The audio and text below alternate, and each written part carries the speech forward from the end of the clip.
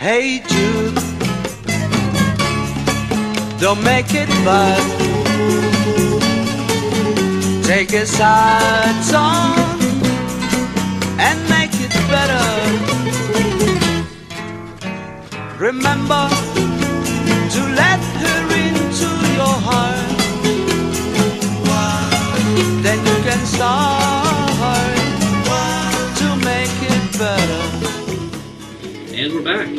And segment 2 is brought to you by Cigar Mini, the purveyor of luxury cigar accessories and apparel.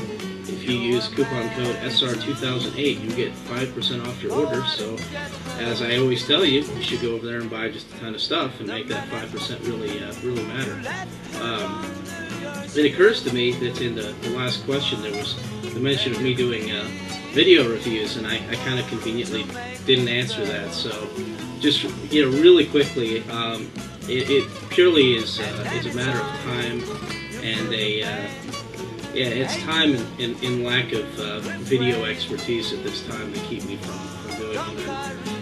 I still consider, I'm still thinking very much about doing video reviews. It's just working out the time to get it down as well as Walt's gotten it down.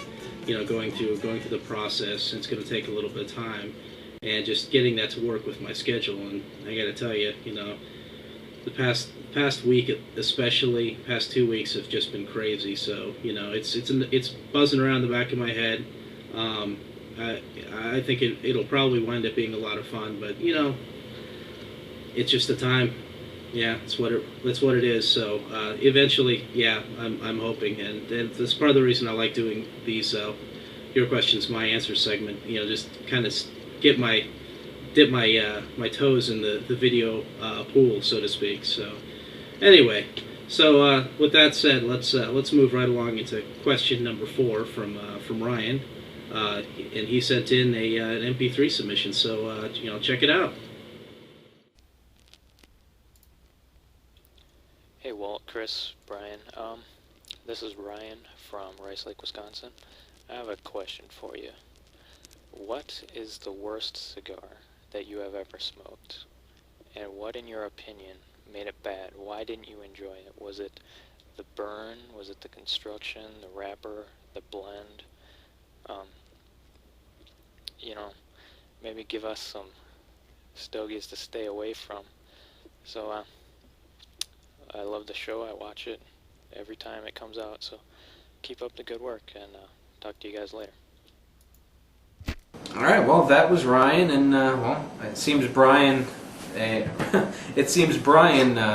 Created a little bit of a discussion topic a little while back when he was poking fun at cigars, and it was probably during the YQMA that we smoked the Don Lino Africa. And he wants to know what's the worst cigar that I've ever smoked and what made it bad. The only one that comes to mind, the most recent one, was the Helix Natural, which I did right around Christmas time. At the same time every year I do the bargain cigar kind of roundup. And that was the worst cigar I've had. And the reason it was so bad was it was just harsh, it was rough, and there was no subtlety to it. There was no finesse. It was just rough and just not good, and I didn't care for it. And that's the biggest thing that turns me off on a cigar, is if there is just no finesse. It's not smooth. It's just rough, and I just don't find them enjoyable. And that one, I struggled through that one all the way. And that was the worst cigar I've had in quite a while. So that says a lot about the industry too. It's been several months since Christmas. And I haven't had a really bad cigar since, so there's a lot of good product out there, and I just got a bad one around Christmas time. And I got a couple of bad ones because I think I smoked 2 or 3 of those Helix Naturals. And if you remember, when I did that MQYA a while back, I asked if anyone had one cigar they wouldn't mind disappearing from the industry, and that Helix Natural was the one I chose. So, well, Brian, since you were the guy that kind of sparked the whole idea of this question, why don't you give us your input? Well, I thought about this one a little bit, and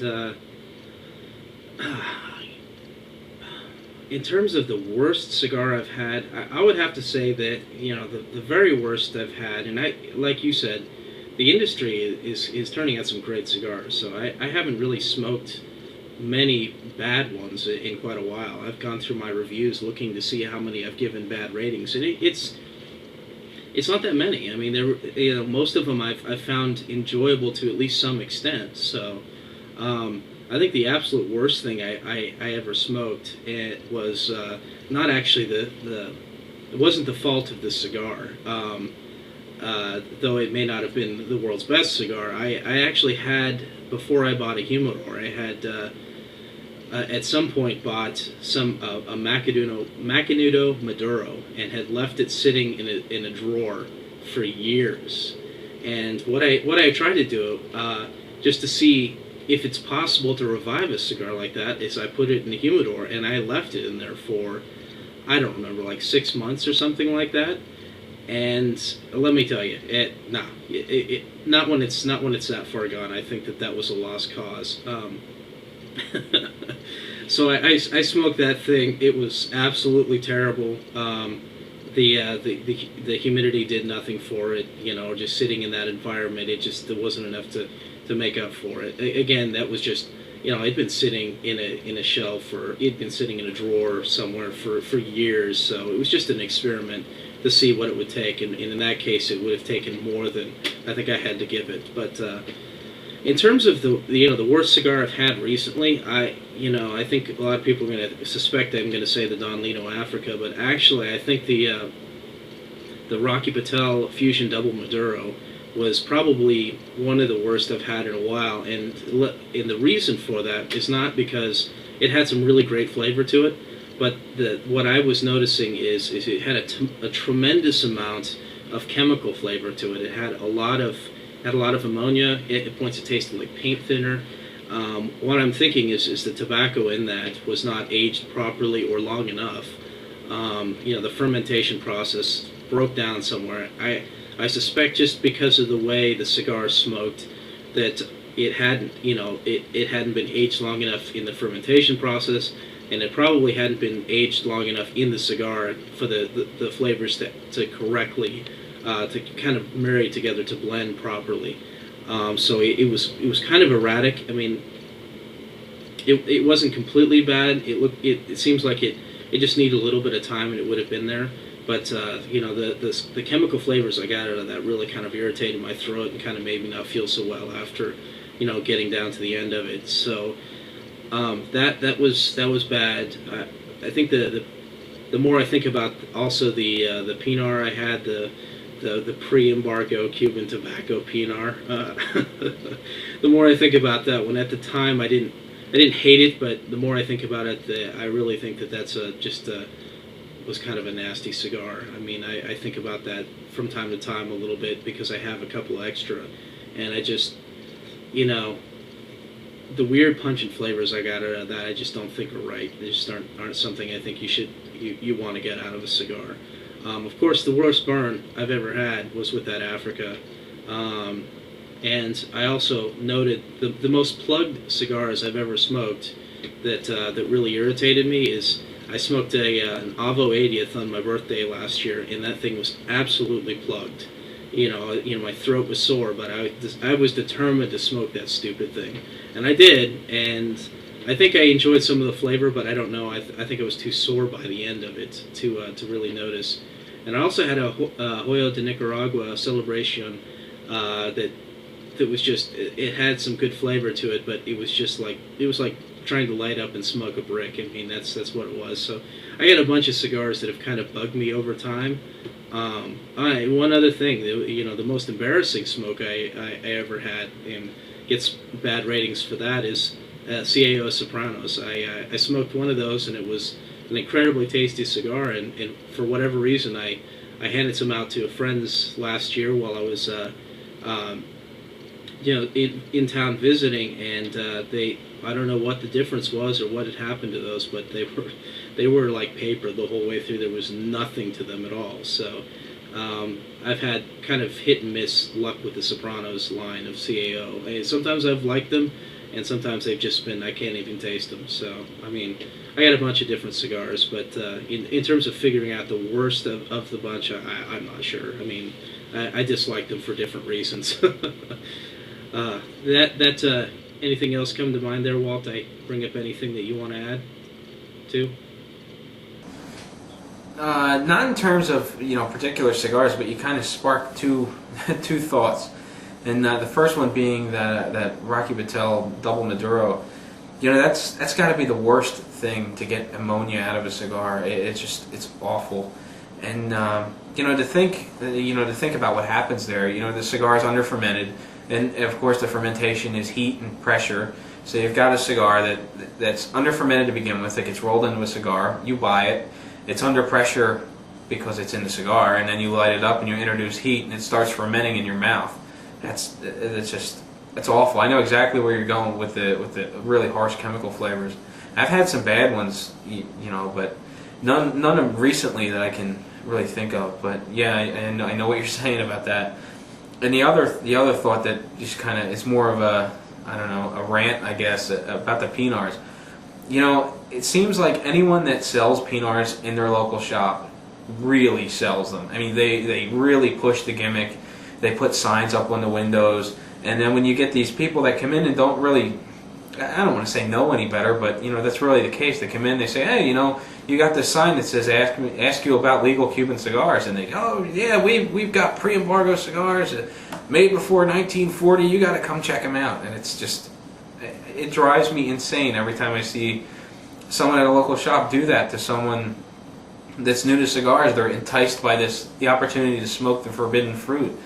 I don't know, it just drives me crazy. And it's not like the cigars are cheap either. And it's a hell of a gimmick, because I've seen a lot of people go into a cigar shop, get thrown that sales pitch, and then walk out with a couple of Pinards. But in any case, I just don't like the whole sales gimmick behind it, or the whole approach.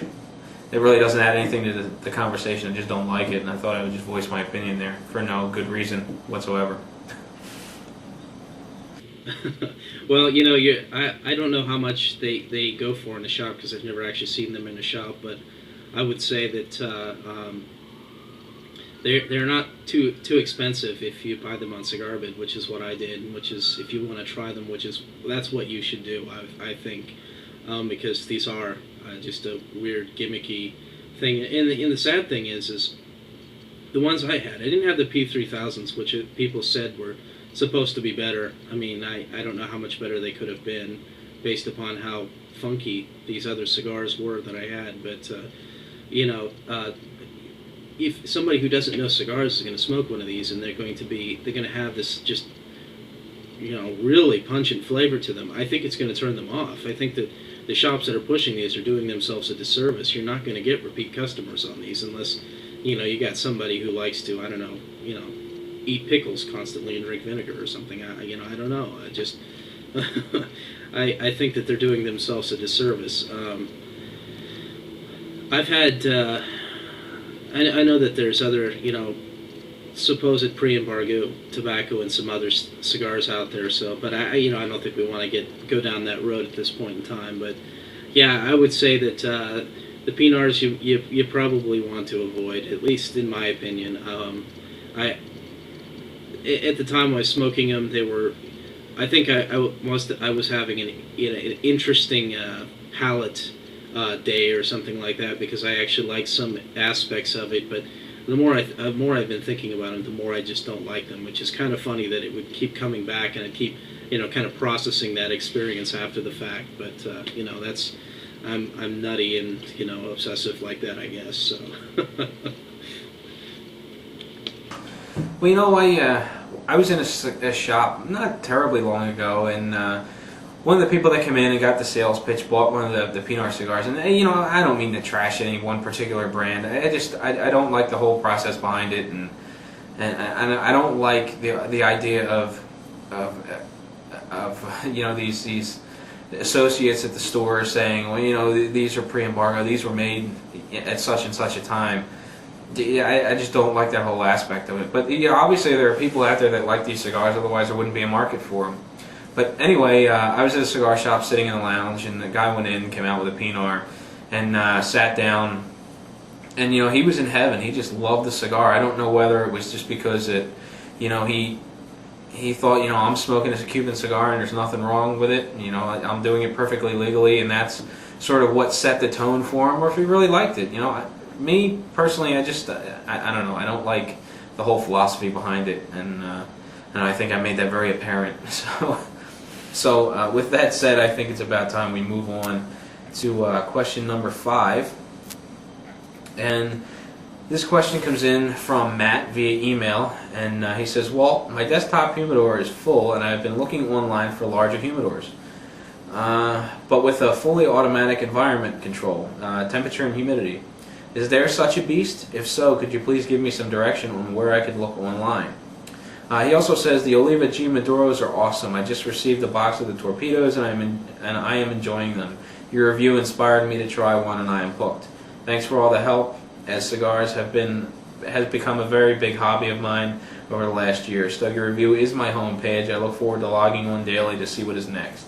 Matt from Milwaukee, Wisconsin. So Brian, even though the question was directed at me, why don't you kick this one off? All right. Well, that warms my heart that we're his homepage, and in my heart, he's my homepage too. So you know, spread the love. Anyway, that was a little weird, so we'll just stop there. You know, when you bring up the fully automatic controls, I can't help but think of the CAO Vision humidor, and basically it's well, the CAO Vision box, which is supposed to be a humidor. It basically has a built-in digital hygrometer and a humidipack, and it's supposed to maintain the humidity of the cigars.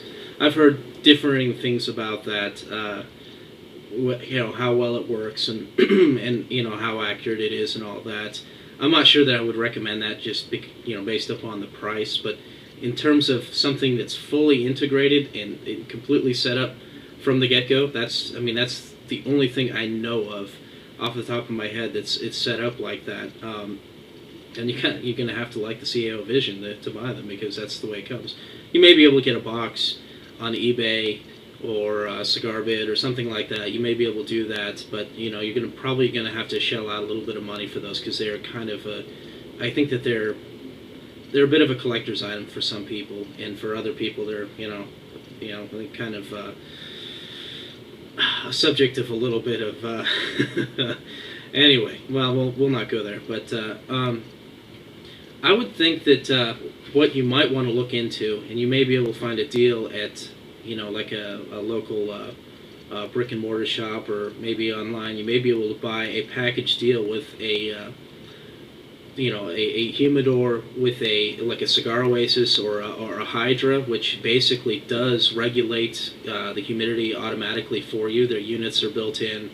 They typically they're not built in, but they're built in such a way that you can feed out the power, you know, the power cord out through the humidor's seal and plug it in, and they'll electronically monitor and maintain your humidity. I actually use a larger unit in a cabinet humidor I have, and I've, you know, I found that's a pretty nice way to go. You know, in terms of, I still like the beads and smaller humidors, but just purely because those units take up so much space. They are fairly large. I'm putting up my fingers now. Let's see if you can see. They're going to be kind of like that, and you know, they're going to take up some space in your humidor. That's one of the drawbacks to using one of those. But you know, if you use one of those, and my understanding is they've improved them so they will both add humidity and take it away as necessary. Though typically, you know, you're going to be more concerned with it adding humidity. You know, that's a pretty good no-brainer way of doing it. You may be, depending on the product you buy, you may be stuck into buying refill cartridges or something for it. So that's something to be aware of. So, you know, you're going to have to pay for that convenience, and it's not going to be cheap, and it's going to, you know, maybe something that you continue to pay for. But if, you know, convenience is the utmost thing for you, that may be a way to go. And I believe that the small units like that typically go for $110, I think, you know, maybe as low as in the 90s. It, you know, really depends on what unit you get. I think that's what I know about that, and I have to agree with you on the Oliva G Maduros. I've been smoking the little ones, actually, the little short story size ones, and I find those are great. When my wife is dragging me out to run errands and whatnot, if we're driving between shops or whatever, I find those are a great little smoke to fit in there, and have her yell at me for smoking in the car. But it's a great little smoke. It's really enjoyable. So anyway, why don't you help him out with the fully automatic environmental controlled concept? Sure. Well, first, I love those G Maduros. I smoked a lot of them, and I actually I ran my local cigar shop out of them. I bought the last couple they had, and now I'm waiting for them to get a new box in so that I can continue to buy singles. But as far as a fully automatic system, you can go with the AccuMonitor from Avalo Humidors, and that is avalohumidors.com, AVALLOHUMIDORS.com. It's Avalo, again, AVALLO humidors.com. And the AccuMonitor is, you can put these inside of a cabinet if you want to make your own. Build a cabinet or convert a wardrobe unit or something into a humidor. You can buy these AccuMonitor units, and I think they're more of what do you call that? An active humidity system. It has a thermometer on it, circulator fans, and everything else. I don't think it controls the temperature though. That is one option. Avalo also has they also make cabinets, and I need to find that information. Avalo cigar cabinets you can buy with the systems pre-installed, and I think those units may have a temperature control system in them. I'm not 100% sure though. You can contact it looks like Matt at avalohumidors.com and ask him, what's up. It's Matthew at avalohumidors.com. You also have the very popular Aristocrat humidors from Stable and Associates in Richmond, Texas, and they also have these setup systems so that they control the temperature. And again, I think these cabinets are temperature controlled as well as humidity controlled. Again, I'm not 100% positive. You can log on to aristocrathumidors.com and shoot them an email. I was in contact with the person before. I can't remember his name, and I'm not seeing it as I'm just scanning the website. So there are two options. Again, it's Aristocrat Humidors and Avalo Humidors. If you're looking to buy a cabinet, you can buy them direct from them. They are custom units from what I understand, so you'll have to wait a little bit for them to actually make the cabinet for you, and then they'll ship it out.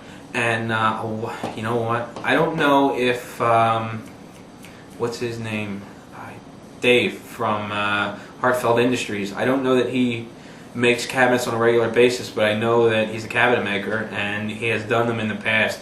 Before he did the revamped website with the store and stuff, pictures of his humidor was available on heartfeltindustries.com. Again, you'll have to contact him. I'm not 100% sure that he makes them on a regular basis. It may be a special kind of thing. But there are three sources. Again, Heartfelt Industries, Aristocrat Humidors, and Avalo Humidors. Yeah, I was just looking at this Aristocrat Humidors while you were talking, and it looks like they're selling various devices, including the Cigar Oasis. So it looks like what they're doing is basically, for the convenience. It looks like they're putting that all together for you, so you don't have to worry about putting that together yourself. But in theory, you could buy one of those and put it in a humidor. But yeah, it's pretty. I wasn't aware of these sites. I think I had heard of Aristocrat Humidors. I didn't realize they actually did the whole thing for you, which that's pretty cool, actually. To keep that in mind if I ever need to buy another cabinet. Okay, well, let's go ahead and move along to question number 6 from Pete via voicemail, and well, we'll go ahead and play that now and take a listen. Hey guys, this is Pete from California. My question today is, I'm planning a trip to fly from California to Baltimore, Maryland, and I plan on taking. I'd like to take about 5 cigars with me in in a cigar caddy. I was kind of curious on how they'll do during the flight with pressure changes, and if they'll even make it through security, or if they'll be opening them up or handling them. I've never traveled with cigars on an airplane before, so if you could, I'd appreciate if you could help me out and give me some advice here. Should I even take the cigars with me, or should I wait to get to Baltimore, Maryland, and purchase cigars there? And if I do have to purchase cigars in Baltimore, Maryland, is there any place you can recommend I stop in and pick some up at? I'll be staying somewhere close to the Inner Harbor part of Baltimore. All right, guys, I appreciate all the effort put into the site. I'm really enjoying the Argonese sampler. Great smokes, and keep up the hard work. Thanks, guys. Well, welcome back, and you just heard Pete, and well, I've never actually flew with cigars, so I really can't give you a whole lot of information there. Hopefully, Brian, the world traveler, can help you out some more. But as far as the cigar caddies go, they have a very tight seal. You may have an issue with the pressure change. I'm not sure. They sell these cigar caddies. They're not actually cigar caddies. I think they're Herfadors or something like that. They actually have a pressure release valve built into them. So before you open the lid, you can release the pressure, and everything should be fine. Again, I don't have any experience with them, and even if I did, driving around in my car, I don't think I'd build up enough pressure to use the release valve effectively. As far as if you're going to buy cigars in Maryland, I really don't know where you could buy cigars in Maryland either. I don't think you'll be terribly far from Jerry. And he always talks about the JR Cigars down there, as well as Epsisode Tobacco. So there are two cigar shops you can kind of look into a little bit. They may be near Inner Harbor. Again, I'm not real sure. But there are two options, and I'm sorry I couldn't give you more information about the cigar caddy on the plane. But we'll let Brian help you on that one. I'm sure he's done a little traveling with cigars, or at least I hope you have, Brian. Oh yeah, I've been flying with cigars. I smoked a Camacho Triple Maduro on an empty stomach one time. No. Anyway. No, seriously though, I actually did take a cigar caddy down to the Dominican Republic, and I did find that there is, and I talked to somebody about this, so I knew better, but there is definitely an issue with taking a cigar caddy in a plane, and what happens is the pressure, I'm gonna have to puzzle this out in my head how it works. I guess what happens is it changes in pressure. At some point, it pressurizes the case, and it actually creates a huge vacuum inside. And the way to beat that, of course, you could buy the the Herfador that Walt's talking about. I haven't ever used one of those, but I've heard about them. It seems like a good idea. What you can do is you take the cellophane from one of your cigars and just lay it out over the seal and snap it shut with that sticking out, and it won't be. It will still maintain the humidity, but it won't create the same kind of. It won't be able to create the same sort of vacuum as it would create otherwise with just a normal seal. What I found when I got home is it was really tightly shut. It was impossible to open with your hands. So what I did is there was a little bit of an area right around the seal that I put a screwdriver into it. You try to get a screwdriver with a big flat head. You put it in there, and I just gently twisted it, and it just it was like opening up a beer bottle or something, or a pop bottle, and it got that little rush there, but that worked okay, and I didn't wind up mangling the caddy at all. So that was pretty good. So you got to be careful, and if it didn't have that little gap there, I may have been in some trouble, but it worked out okay. But that's the thing. Just leave something like a little piece of cellophane or something that out through the seal, and it will keep it from it'll keep it from vacuum sealing like that, like happened to me. I haven't tried that method, but I know I've talked to people who have and said that it works like a charm every time. So in terms of where to go, I don't know that area at all, but I tell you what I would do. we talked a little while back about cigarplaces.com. I would go there and see if people have put up some cigar shops, because that website, it's basically a Google mashup, as they call it. That's basically all driven by user submissions. So people put in their favorite smoke shops and a little bit about them, a little blurb about them in the website, and and you can get the information and find directions to get there. Otherwise, what I would have done before, using a place like that, is I would have simply gone out to Google Maps and done a business search on cigars or cigar or whatever, and you'll find, based upon a zip code or a town, it'll go find a bunch of the cigar shops in the area. So you may not find the newest ones that have opened; they may not be available, but you'll find something, and you'll probably find some good established shops that are worth visiting. Of course, if we can hook you up with some recommendations from Jerry, or if he chimes in the comments or something like that, maybe you can get some recommendations that way. So that's what I would recommend. I think you'll be fine. I think you'll be able to find some spots for sure. See that? Brian calls me the MacGyver of cigars, and yet he's breaking out the cellophane to let it wick out the vacuum. And yeah, okay, Brian. I'm just recycling things I've heard. Here you're coming up with brand new ideas to keep your humidor from vacuum sealing. And one thing it kind of makes me curious, when it gets vacuum sealed like that, I would think that, I guess there's less pressure, right? So the cigars would expand. You ever had any problems with cracked wrappers or anything like that from the expansion due to low pressure? Well, that is interesting. Some of one of the cigars I I had in there had the notoriously fragile Cameroon leaf on it. I think there were some cracks on it, but it's hard to know for sure if it had to do with pressure or if it had to do with it being jostled around, because I think it was jostled around a good deal. I mean, you're hustling through an airport. You may not be thinking about, oh yeah, in my bag I've got some cigars. I should treat them delicately. You just kind of hope that the foam layers between the cigars will keep them safe. And well, they roll around, they jostle a bit, and so it's possible. Yeah, I would guess the pressure would it would be lighter as you go up. So they may tend to expand, but then I may have it backwards. But it would, when they come back down, so it would tend to contract. So yeah, it's possible it could introduce some issues, but I don't think I noticed too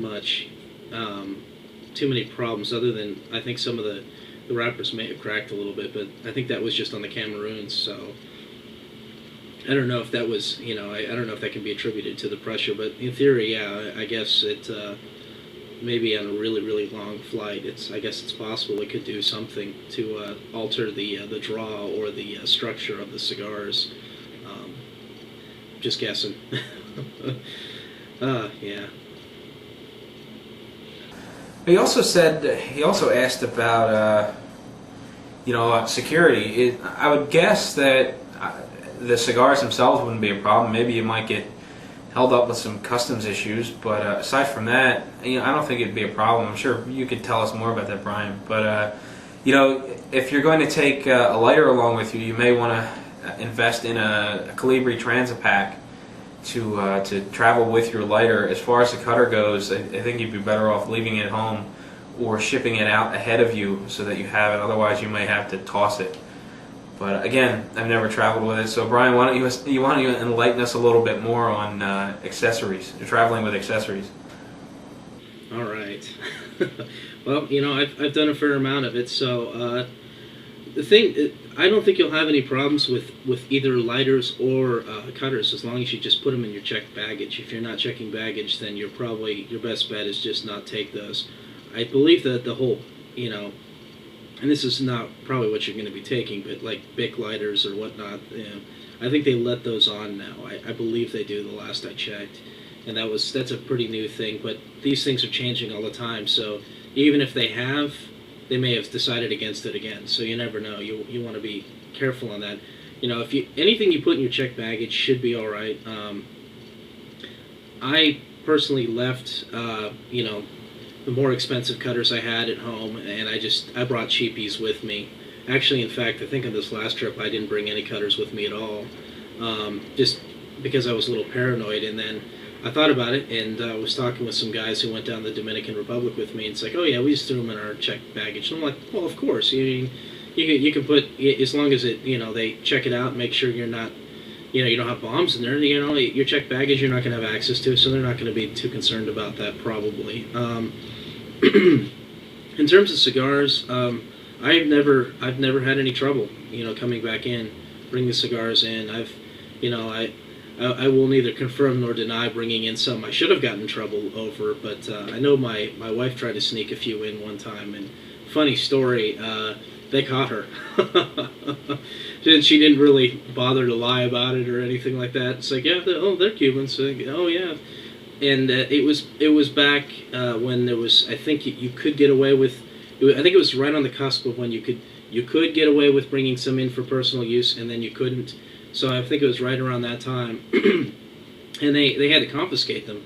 So what she said, it's like, okay, that's fine, but I want you to destroy those now. I want to see you destroy those. And they gave her a terrible look, and then a bunch of the the screeners came over, and they all took turns smelling the cigar and looking it over, and then they broke it in half, and they weren't very happy.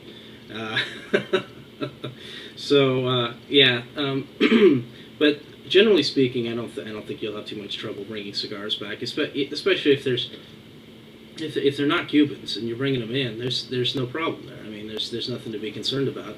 They'll put them through the X-ray machine. If they don't see explosive materials or hit concealed box cutters or something like that, they're not going to care. It's no big deal. So that's been my experience so far. We'll see if it continues to be that way as I continue to travel the world. Actually, the story about your wife sparked a thought of an article I read recently. I think it was James Suckling who wrote it, from Cigar Aficionado. He is the European editor, or if he's not the European editor, was the one that wrote this article. Well, anyway, he came into the country and he had 12 Cuban cigars with him. I think 5 of them were for a friend's birthday or a party for a friend, or so. They were a gift. And he had some for his own personal consumption. And he went through customs, and they started looking at him, and he was very upfront with them. Yes, I have these. I'm a citizen elsewhere. These are for myself. And they told him, well, had you come into the country and were leaving tomorrow, we could probably let it slide. But since you're going to be in the country for a week, we just can't let you through. So we're going to have to destroy these cigars. And he was upset. 12 cigars, very expensive. Cuban cigars, and he said it was like a nightmare. I just envisioned the guy coming out of the back with the machete. He said they actually laid them on the table and they cut them in half lengthwise and tossed them in the trash right in front of him. It's just heartbreaking, but there was nothing he could do. He brought quote unquote contraband into the country, and because he was going to be here for a week, they had to destroy him. Have you read that article at all, Brian? No, I hadn't seen that. That is a shame. My wife really doesn't smoke cigars, so it was no big deal to her. I'm not even sure what they were. She brought them for me, just as a present to be nice. So, no, I haven't read that article. And in this particular case, I think that those cigars were going to be enjoyed by certain TSA people after hours, had my wife not insisted on them being destroyed. And my wife was a little vindictive like that, so she actually enjoyed it. So, but no, I haven't seen that, and that would be a terrible shame. And I would I would almost rather just tell them, like, just go ahead and all right, fine, you got them. Go ahead and enjoy them. Have a good drink with them or something like that. I think I'd almost rather do that than have them destroyed. It's kind of a waste. But the story was pretty funny. I mean, I gotta hand it to my wife. That's some funny stuff. Well, Brian, I do believe that wraps up the questions for tonight. So before we head into a production break, let's talk a little bit about our cigars. I'm getting kind of short with my Edge Maduro Missile. well into the final third, and I'm starting to get that harsh, edgy kind of bite to it that I was really enjoying not having earlier on in the cigar. It just seems to have developed slowly. It's nice and full body. It's got nice flavor. It's just it hits you right in the back of the throat with this kind of harshness. But how about yours? How's your Edge Maduro treating you? Well, my Edge, and I'm pretty close to the end of it. I have noticed that I'm not having a lot of luck keeping it going today. It may be because I'm not, actively puffing at it as much as I should and talking more than, I could be. But, I noticed I suddenly got congested on it, so I'm getting a little bit more of that. I think that bite towards the end. I've been enjoying it. I haven't really been paying close attention to the flavors, but overall, I've really liked it. I think I'm going to try to see if I can get a few more minutes out of it before I dump it. But what the cigar is telling me at this point is it's pretty much done. It's giving up on me, so I may have to give up on it. So that's where I'm at. Yeah, talking about the cigars doing this is very difficult. It's not quite like doing a review. You got so many other things going on that it's really hard to keep pace with the flavors in the cigar. You pretty much just know I'm liking it, I'm not liking it, or you pick up the really distinct flavors. And in this case, the really distinct Maduro flavor comes out, and it's nice, but it's just developing that harshness that I'm not really liking too much. So I seriously doubt I'll be breaking out a toothpick for this one. But at any rate, it's time for us to take our second production break. So take a minute, listen to a real quick clip of some music that comes courtesy of podshow.com, where we've actually been getting all of our music for free. So head on over, see what they got. They've got tons and tons of music, so I'm sure you'll find something you like. I've become a little addicted to it, searching out new stuff. But at any rate, we're going to take a break. Be back in just a second.